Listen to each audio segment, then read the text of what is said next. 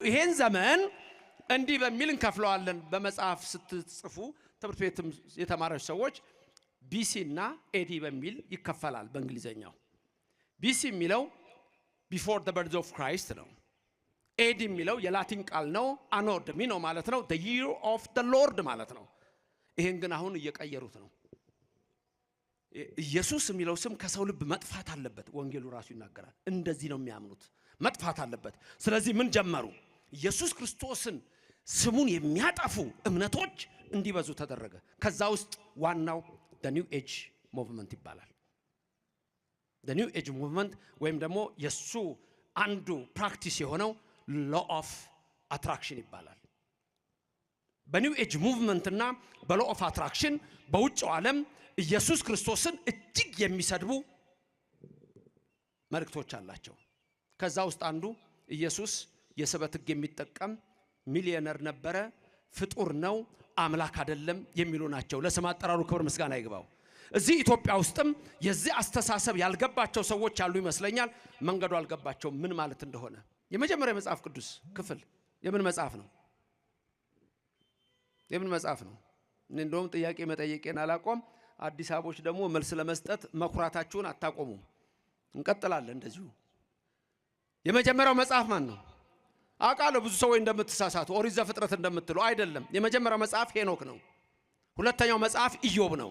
ኦሪት ዘፍጥረት ሶስተኛ መጽሐፍ ነው ሲጻፍ ባጻጻፍ። ዝም ብለን የምናረጋው ነገር የለም። መሶበ ወርቅ ቅዳሴ ሲገባ በመሶበ ወርቅ ህብስቱ ይመጣል። መሶበ ወርቅ የተባለች ማን ነች? የወርቅ መሶብ እመቤታችን። ዝም ብሎ መሶብ አልተባለችም። ምን ተባለች? መሶበ ወርቅ። ወርቅ ናት። ዳዊት ልበ አምላክ በመዝሙር 44 ቁጥር 9 ምን ይላል? ወትቃወም ንግሥት በየማንከ፣ ንግሥቲቱ በቀኝ ትቆማለች። በአልባሰ ወርቅ እጹፍት ወህውርት ይላታል። ወርቅ የለበሰች ይላታል። ወርቅ ናት እመቤታችን። ክብርና ምስጋና ለእግዚአብሔር ይድረሰው። እመቤታችንን በዚህ ይመስላል። እመቤታችን መሶበ ወርቅ፣ ልጇ ደግሞ ምን ተባለ? ህብስት መና ተባለ። ስለዚህ በብዙ ህብር በብዙ ምሳሌ የሚለን ይሄን ሁሉ ነው የሚነግረን። የሚገርመው ግን ይሄ ሁሉ ያለው የት ነው? በኢትዮጵያ ኦርቶዶክስ ተዋሕዶ ቤተክርስቲያን። ምክንያቱም ጽና ሌላ ቸርች ብትሄዱ አታገኙትም፣ በእኛ ነው ያለው። እግዚአብሔር ስሙ የተመሰገነ ይሁንልን። በሰማይ አለ፣ በመጽሐፍ ቅዱስ አለ፣ በእኛ አለ። ቅዳሴም ስንገባ የምንለው አለ፣ ሁሌ የምንለው አለ፣ ሁሌ የሚባለው አንቲ ውእቱ መሶበ ወርቅ ንጹህ። አስታወሳችሁት? እንተ ውስቴታ መናህቡ ህብስት ዘወረደም ሰማያት ወሃቤ ሕይወት ለኩሉ ዓለም። ማርያም አንቺ መሶበ ወርቅ ነሽ፣ ህቡ መና በውስጥሽ አለ፣ እሱ ኢየሱስ ነው። የዚህ ትምህርት ዋናው ትልቁ መልእክቱ ምንድነው? እግዚአብሔር እንዴት እንደሚወደን ብቻችንን እንዳልተወን የምናይበት ሲሆን የኢትዮጵያ ኦርቶዶክስ ተዋሕዶ ቤተክርስቲያን እንደ ሁሉ ጊዜው ከሌላው ዓለም ሁሉ የተለየ እሳቤዋን ተመለከታላችሁ። ክርስቶስ መጥቶ ከድንግል ማርያም ይወለዳል። መልእክታችን ሁሉ ኢየሱስ ነው። በኦርቶዶክስ ቤተክርስቲያን መልእክታችን ሁሉ ክርስቶስ ነው። በዳህሪ መዋል ነገረን በወልዱ ያልኳችሁ ነው። በመጨረሻው ዘመን በልጁ በኢየሱስ ነገረን፣ በወልድ ነገረን ነው የሚለው። በወልድ ነገረን። መልካም፣ ይሄ አንዱ ነው። ዘጸአት 3 የምታገኙት ነው። ሁለተኛው በአምሳለ ጸምር ወጠል ያልኳችሁ ደግሞ እሱን የምታገኙት በመሳፍንት ላይ ነው። ይሄም ለጌዲዮን ነው። ለጌዲዮን የተገለጸለት ጸምር ዘረጋ፣ ጠል ወረደ። እንዲሁ ጸምር የእመቤታችን ምሳሌ፣ ጠል ከሰማይ የወረደው ወልድ ነው። አሁንም ይሄ መልእክቱ ምንድነው? ድንግል ኢየሱስን ትወልደዋለች ነው። መልእክቱ ሁሉ እንደዛ ነው።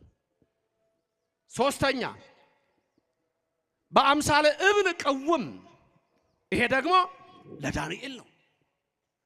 በትንቢተ ዳንኤል ምዕራፍ 2 ላይ ስታዩት የዛን ምስጢር ታያላችሁ። ያለ እጅ የተፈነቀለችውንም ድንጋይ ታያላችሁ ለዳንኤል። አራተኛ በአምሳለ ብእሲ መካህ ለኢሳይያስ ነው። 65 ትንቢት ቁጥር 1 ጀምሮ ነው። ማን ነው ከኤዶምያስ የሚወጣው? ከባሶር የሚመጣው ቀይ ልብስ የለበሰው በጉልበቱ የሚራመድ ይለዋል። መካህ የተባለው እሱ ነው። ምን ነው ልብስ ቀላ ብሎ ይጠይቀዋል። ይመጣና ይላል በኋለኛው ዘመን ዓለምን ሁሉ አድናለሁ ይለዋል። ደሙ የኢየሱስ ደም ነው። ተመልከቱ።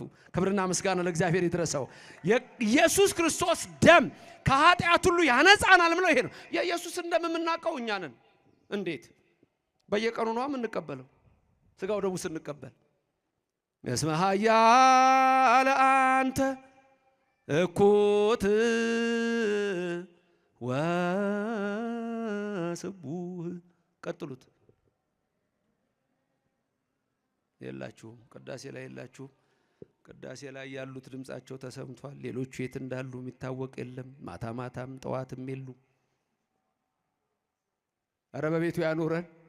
ጻድቅ ሰቀልት ይፈር ወይ በዝ ከመዘግባ ዘሊባኖስ ትኩላንም እንቱ ውስተ ቤተ እግዚአብሔር ይላል። በቤቱ ይትከላችሁ ለዘላለም። ስጋውና ደሙን የሰጠን ኢየሱስ ክብር ምስጋና ይግባው። ከማን ነው ስጋውና ደሙን የሰጠን? ተመልከቱ። ትንቢቱ ሁሉ የሚያሳየው ከድንግል ማርያም ከስጋዋ ስጋ ከነሷ ነፍስ ነስቶ ያዳነን ስሙ የተመሰገነ ይሁን። አመስግኑት ሁላችሁም። እግዚአብሔር በረድኤትና በቸርነት አይለየን። ስለዚህ በአምሳለ ብእሲ መካህ የሚለው ኢሳይያስ 63 ነው። ይቅርታ 65 ሳይሆን ኢሳይያስ 63 ከቁጥር 1 ጀምሮ የምታገኙት ነው። አምስተኛ በአምሳለ አንበሳ መፍርህ ለእዝራ ነው። ለእዝራ ለሱ ደግሞ እንደዚሁ በአንበሳ መፍርህ በተባለ ተገልጦለታል። በብዙ ነገር ወበብዙ መክፈልት አይዳህ እግዚአብሔር ለአበዊነ በነቢያቲሁ እምተካት። ያ 5500 ዘመን ነው። ኋላ በዳህሪ የተባለው ደግሞ ምን ተብሎ ተጠራ? ዓመተ ምሕረት። ያኛው ዓመተ ፍዳ ዓመተ ኩነኔ ተባለ። ይሄኛው ግን ምን ተብሎ ተጠራ? ዓመተ ምሕረት ተብሎ ተጠራ። ስለዚህ እግዚአብሔር በመጨረሻ በልጁ ተናገረን ማለት ይሄ ሁሉ ትንቢት ሲነገር ድንግል ትጸንስ ወትወልድ ወልደ ሲባል ይሄ ሁሉ ሲነገር ክብር ምስጋና ይግባውና አንድ በዘመነ መሳፍንት በዘመነ አበው፣ ሁለት በዘመነ መሳፍንት፣ ሶስት በዘመነ ነገሥት። ሶስት ዘመን ላስብላችሁ እነዚህን። አንድ ዘመነ አበው አላችሁ እንዴ? ዘመነ አበው፣ ሁለት ዘመነ መሳፍንት፣ ሶስት ዘመነ ነገሥት። በዘመነ አበው ማለት የቱ መሰላችሁ? ዘመነ አበው የተባለው 22ቱ አርእስተ አበው የነበሩበት ዘመን ነው። 22ቱ ማለት ከአዳም ጀምረው እስከ ታች የምታገኟቸው እስከ ዮሴፍ ድረስ የምታገኟቸው ናቸው። ዘመነ አበው ለምሳሌ ኦሪት ዘፍጥረት ምዕራፍ 5 ላይ ይነግራቸዋል። የአበውን ትውልድ ይዘረዝርላቸዋል። እዛ ላይ የምታገኙት የአበውን ዝርዝር ስታዩ እነዛ 10ን ታያላችሁ። እስከ ኖህ፣ ከአዳም እስከ ኖህ። ከዛ ይቀጥላል፣ የሴም ይቀጥላል። ከዛ እያለ አብርሃም፣ ይስሐቅ፣ ያዕቆብ እያለ የሚመጣው 22ቱን ፍጥረታት በተመለከተ የሚያሳይ 22 አበው አሉ። ዘመነ አበው። በዘመነ አበው እግዚአብሔር የነገረን ነገር አለ። ምን ብሎ ነው በዘመነ አበው የነገረን?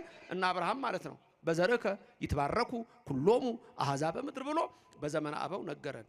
አሕዛብ ሁሉ በዘርህ ምን ይሆናሉ? አሕዛብ ሁሉ በዘርህ ምን ይሆናሉ?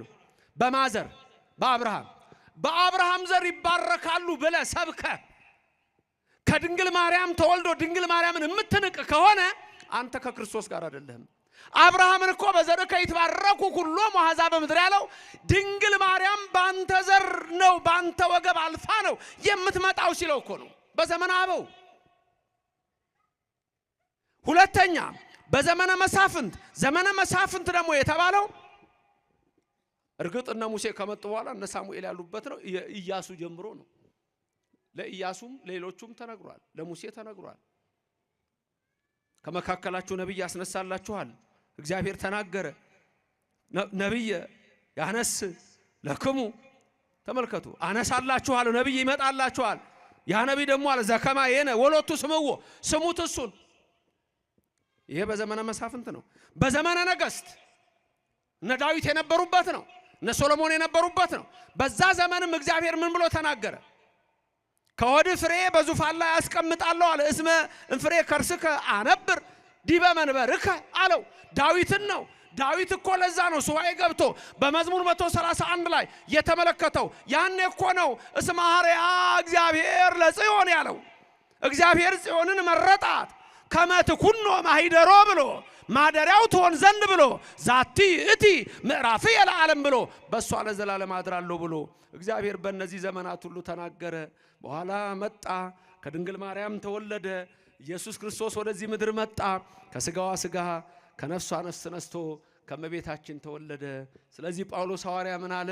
እግዚአብሔር እኮ አስቀድሞ ያኔ ጥንት ትካት ባለው ዘመን በነቢያቱ በዘመናቱ ሁሉ ተናገረ። በምሳሌ ተናገረ፣ እንበለ ምሳሌ ተናገረ፣ በመርገፍ ተናገረ።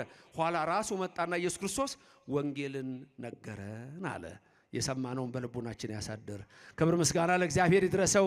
በረድኤት በቸርነት አይለየን። እናመሰግነዋለን። ስሙ የተመሰገነ ገናና ይሁንልን። እግዚአብሔር በረድኤት አይለያችሁ። ቅድስት ድንግል ማርያም በቀኝ በግራ ትቁምላችሁ፣ ከፊት ትምራችሁ፣ ከኋላ ትከተላችሁ። በልቡናችን ከልጇ ጋር ነግሳ ለዘላለም ትኖር። ያስተማረን የመከረን ምስጢሩን የገለጸልን እግዚአብሔር በረድኤት አይለየን። አሜን። ክብርም ምስጋናም ለሥላሴ ይሁን።